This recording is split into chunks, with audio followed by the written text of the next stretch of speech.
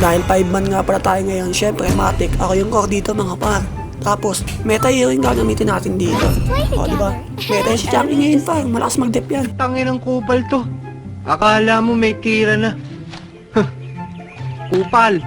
Kahit sino pa itapat nyo sa akin core sa Champion yung gamit ko, wala, dudugawin ko lang talaga mga par. Wala kaming pakialam! Tapos tingnan nyo yung Lancelot dito mga par.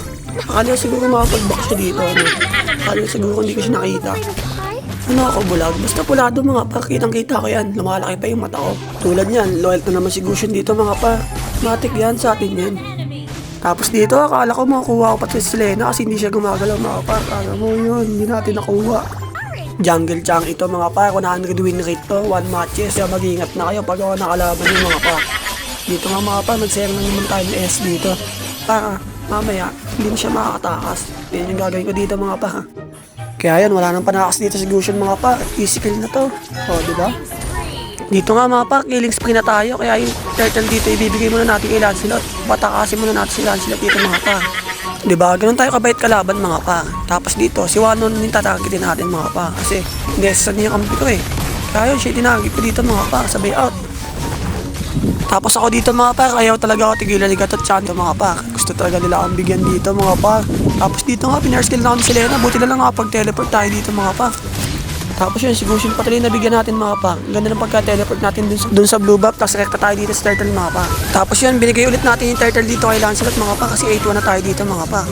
Para naman makahabol siya, diba? Dito nga sila dito mga pangahabol sa akin. Kaya yan, nabigyan ko dito si Gatot. Dito nga, ayaw talaga nila ako tigilan mga par. At ito si Wanon, napakaharot mga par. Tingnan nyo naman, napakakulit to. Yung tuloy, pitas siya mga par. Tapos bala ko sana mag-dep dito mga par. Kasi mo tinamaan ako ng pan ni Selena. Tapos sinugod ako dito ni Gatot mga par. Buti na lang, kaya yun, naloit lang ako dito, hindi ako namatay.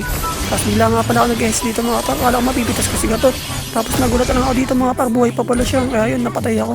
Kaya yun, pagkabuhay ko dito mga par, dep agad tayo dito mga par. Ito nga yung purpose natin kaya tayo nag-jangy dito mga par. Mag-dep, diba?